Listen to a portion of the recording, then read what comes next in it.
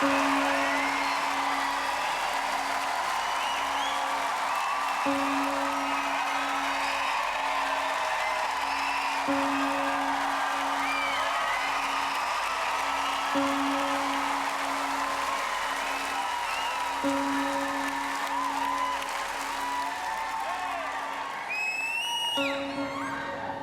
years ago, I was lucky that I got to stand on stage next to one of my heroes.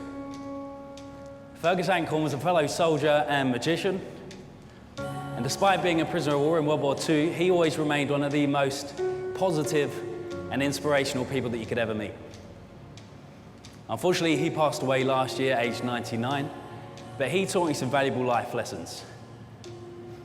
He taught me it's not how much time that we have here in life that matters, but instead, it's how we choose to spend that time. That's what really counts.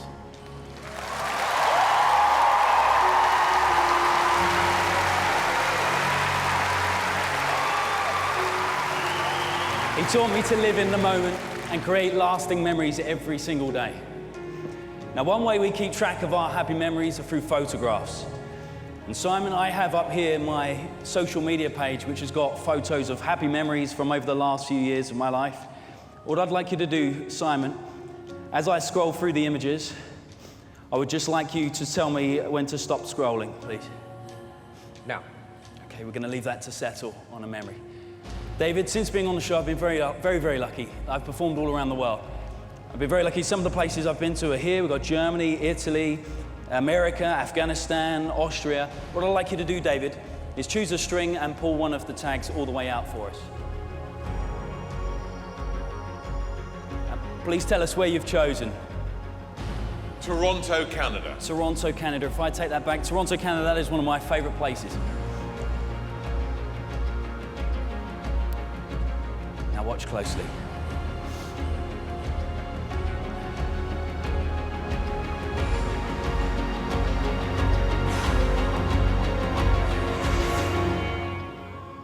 Alicia. Did you get that off of me? This here, Alicia, is my lucky pocket watch. You see this pocket watch, Alicia, you'll see as you spin this dial here at the top of the watch, you will see the time changes. What I'd like you to do, Alicia, is to carry on spinning that dial until I ask you to stop, please. Thank you. David, a moment ago you chose Toronto, Canada from the selection. Simon, you've stopped to scrolling on an image. It's a photo of me and a puppy. Amanda, can you just tell us, where am I tagged in this photograph? At the top. You are in, oh wow, you're in Toronto, Canada. Toronto, Canada, the same place. Now that may be a coincidence, but watch closely. There is something hidden in the background of this photograph. What? You see, hidden in the background of this photograph, we have a clock. Amanda, can you tell us what time is on that clock? It says 2 o'clock. 2 o'clock. Alicia, if I take that back from you. Alicia, can you please tell us what time have you created on the watch? 10 to 2. 10 minutes to 2. Yes. Okay, you're 10 minutes early. Sorry. But that's okay. That's okay, because I didn't tell you why this is my lucky watch. You see, this watch was a gift given to me by my friend Fergus before he passed away. And he's going to be the hero of tonight's story, because engraved on the back is one of his favorite mottos. Alicia, can you please read that out for us? A good soldier is always 10 minutes early. It's a pleasure to be back.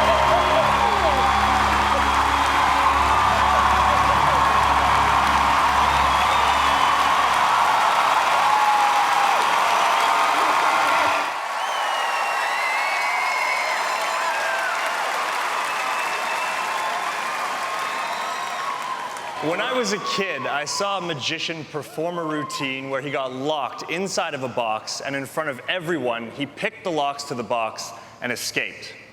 Now, it wasn't the most exciting thing, but as a kid, I was absolutely fascinated. My dad saw exactly how fascinated I was, and without me knowing, he built me a box to escape from. There it is right there. So tonight, as an homage to my dad, I'd like to perform for you a version that he built for me. However, I've never done it this way before, and I'll never do it this way again. The concept is very simple. In a moment, I'll be locked inside of that box, my hands handcuffed on the outside. The box will be raised 20 feet into the air. There are 4 fuses connected to the bottom of the box. They'll be set on fire. The fire takes approximately 56 seconds to travel up the fuse and reach the box. When it does, the box is set to explode.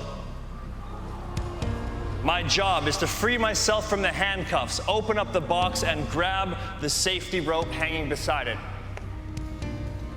We also have a camera, so you can keep track of my progress inside the box the entire time.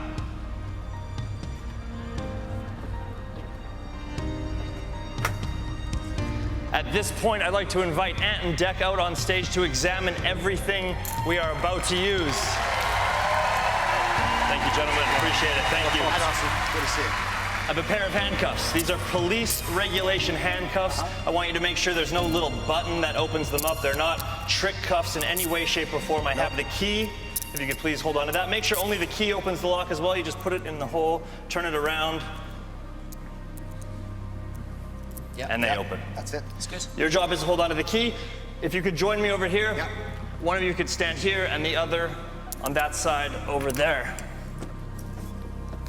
I'll take the cuffs. Thank you. We will go ahead and lock my right hand in. Thank you very much. And if you can do my left hand, please. Absolutely. Thank you very much. And if you can also hand me the pick right there. It's attached to that chain. Yep. Right there. Now you'll notice there is one more lock on top. The lid will be closed and that will be locked. Just verify it is in fact secure. And when it's locked, please exit stage as quickly as you can for your own safety. Okay. Thank you very much. Let's begin.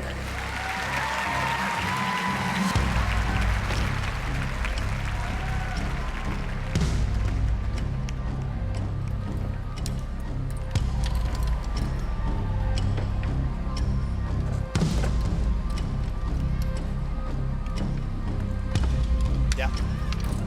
Got it? Happy? Yep. Let's go. Okay.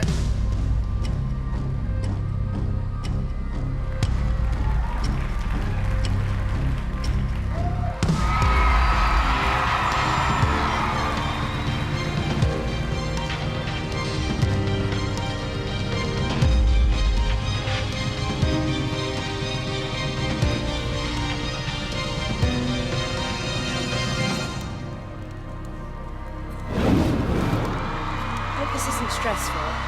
Oh, God. It is going to be It's gonna be stressful. stressful.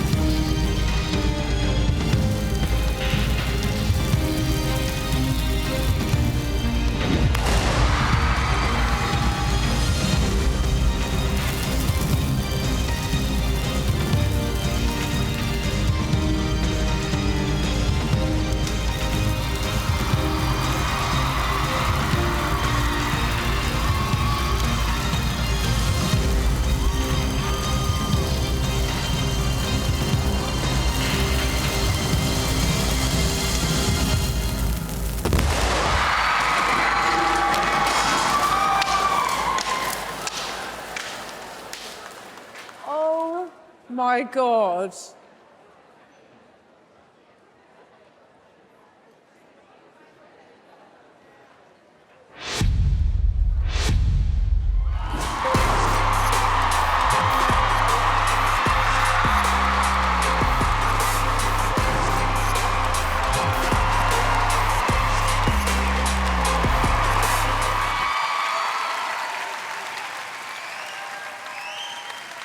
Years ago, I was lucky enough to be runner-up on Britain's Got Talent. I was just 8 years old. At the time, I thought that magic was all about shocking and fooling people. But since then, I've realised it's about so much more. It's about inspiring kids like me to be more confident and to make adults feel like children once again. Tonight I want to do something that hopefully will show you that magic can be inspirational as well as amazing. Over the past 2 years, I've been lucky enough to travel the world thanks to Britain's Got Talent.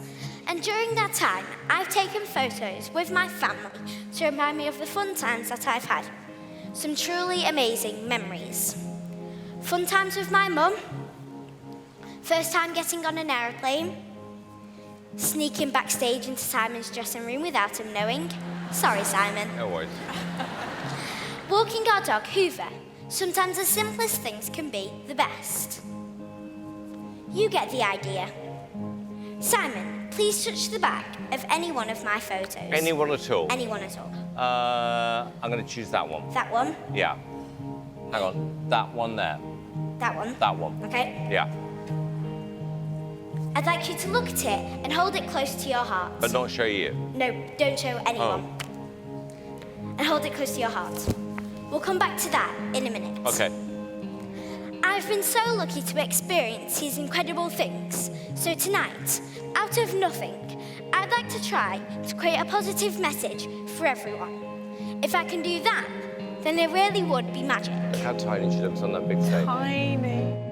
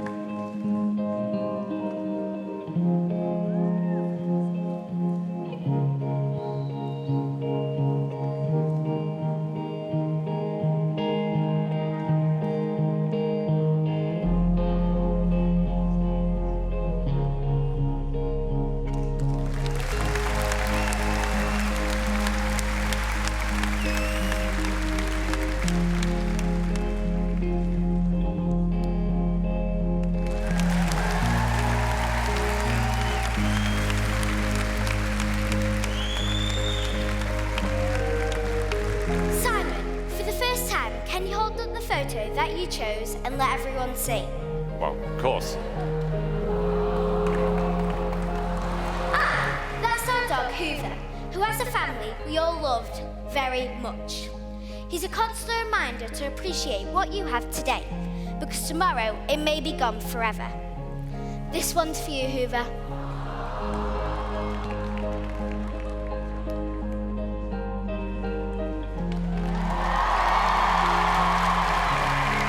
Wow, did you see that?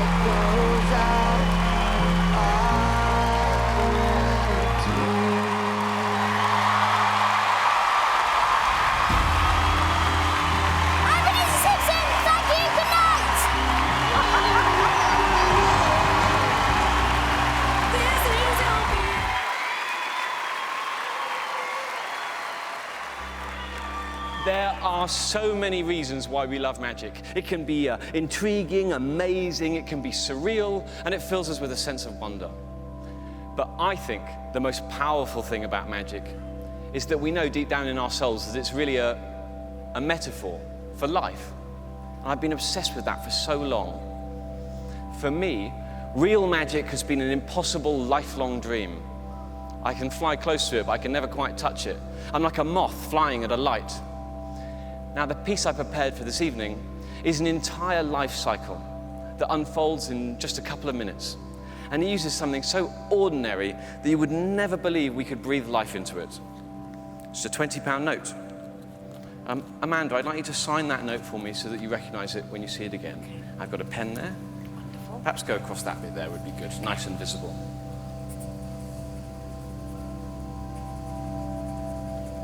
Thank you. I'm now going to attempt to breathe life into this £20 note.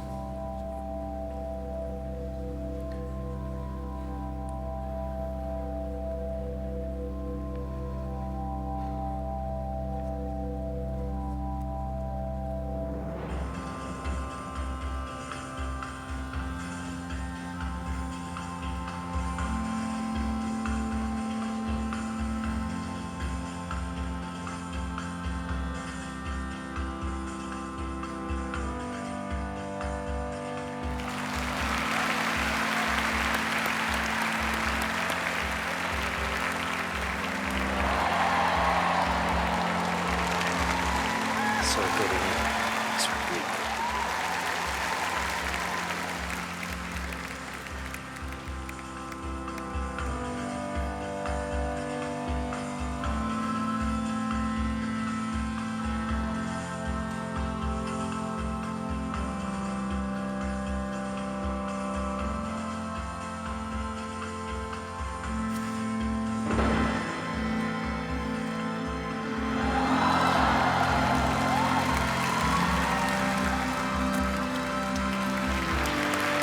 Please don't take your eyes off this note. I will attempt to make it completely disappear.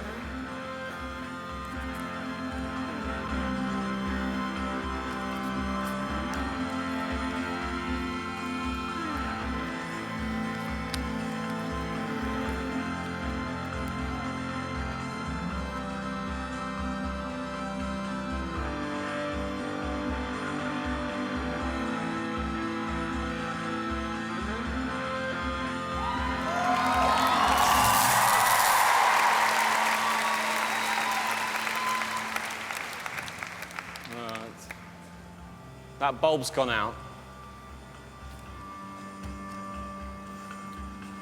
I don't know if you can see, but it looks to me like it's still hot. There is something inside this light bulb. It's the money. It's the money. It's a piece of paper.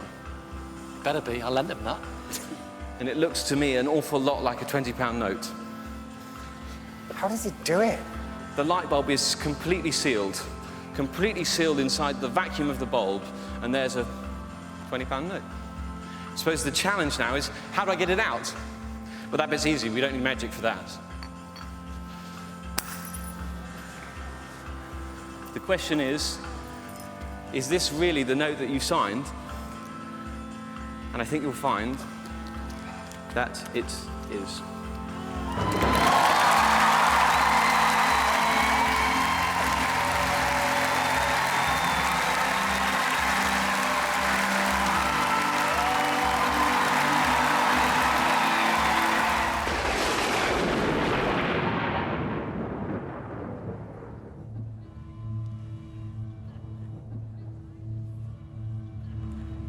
Oh my God.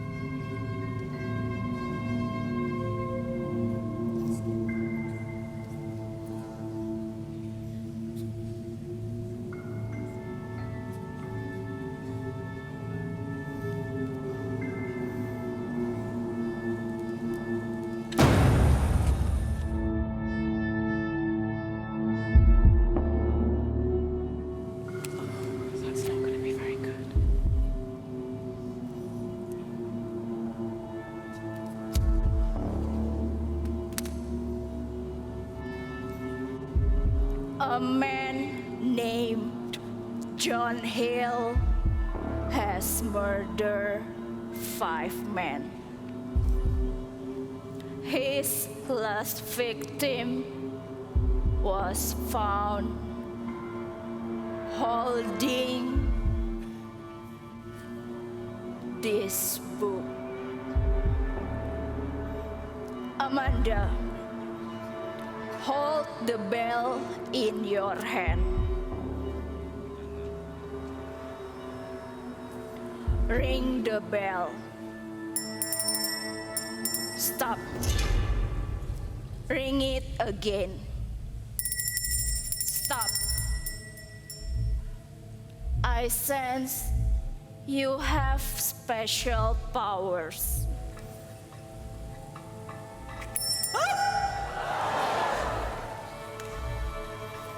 I didn't do anything then. Amanda, what was the name of his last male victim?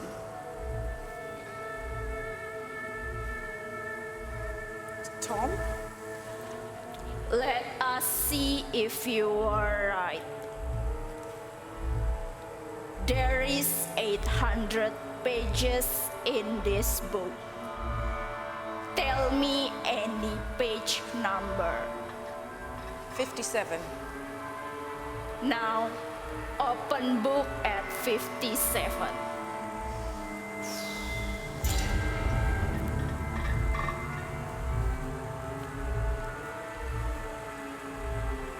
Tear out the page from the book.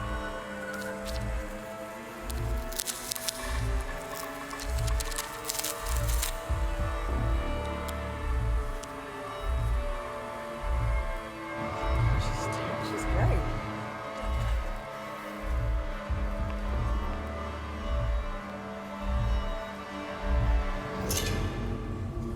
Amanda, bring me the paper. Sorry, Go. babe. May the Lord be with you.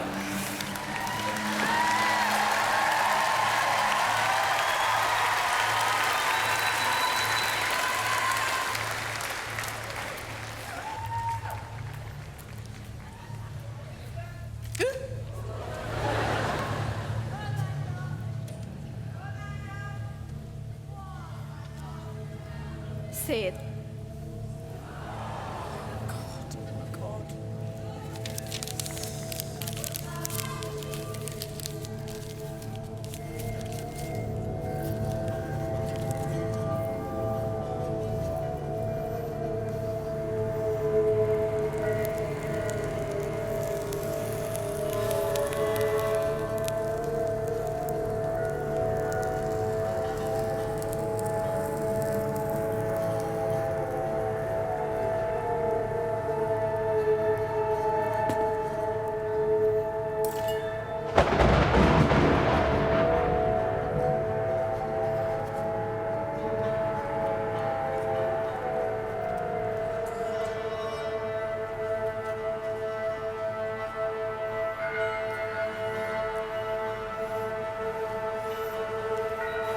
Oh, God.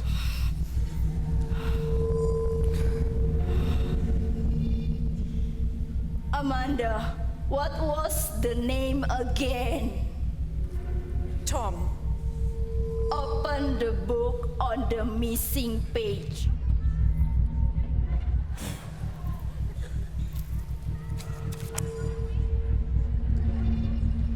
It says Tom.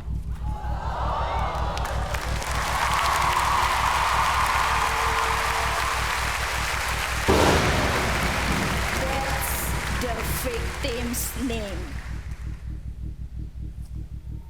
Let's find Tom. Oh no, let's not. Let's not find Tom.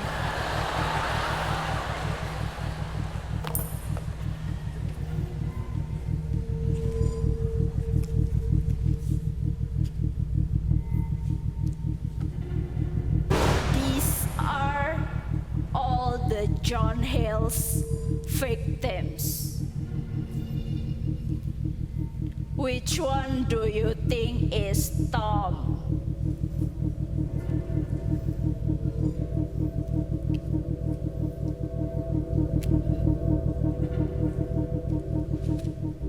at the photo.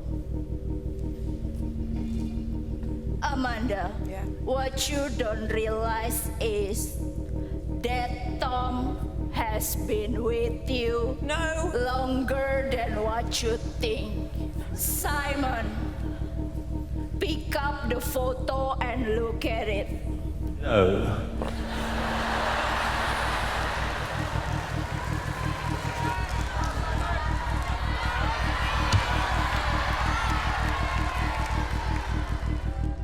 My God.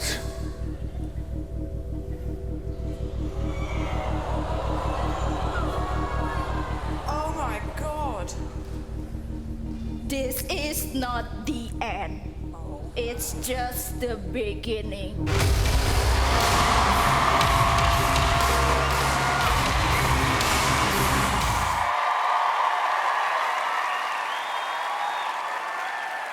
If you could go back in time and relive a single moment of your life, what would that moment be?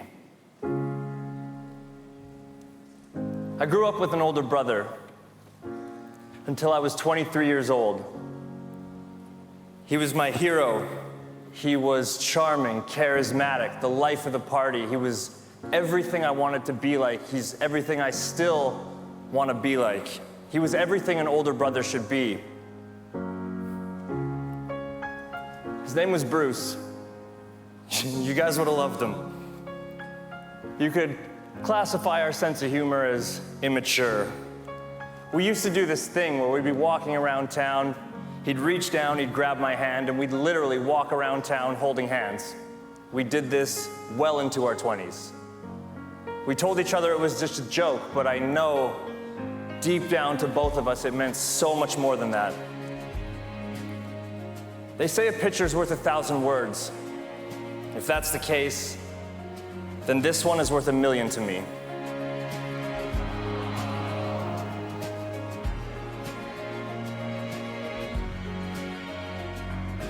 On March 28th, 2011, at 7 a.m., I got a phone call from my mom, and it's one that replays in my head daily. She didn't have to say a word. I picked up the phone and I already knew. Bruce was gone.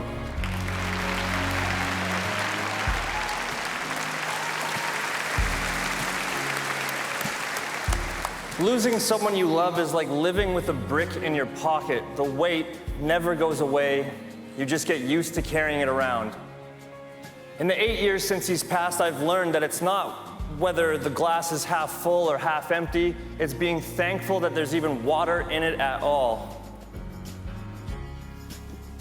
If I could turn back time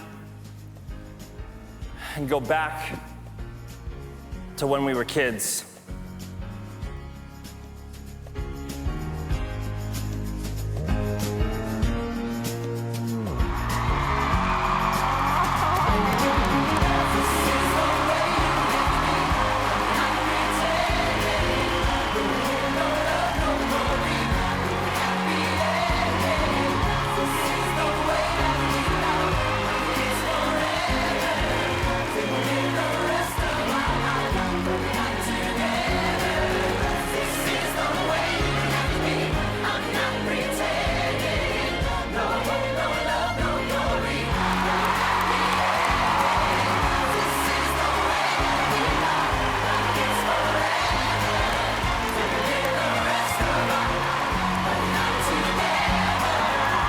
if I could relive one moment, it would be that one.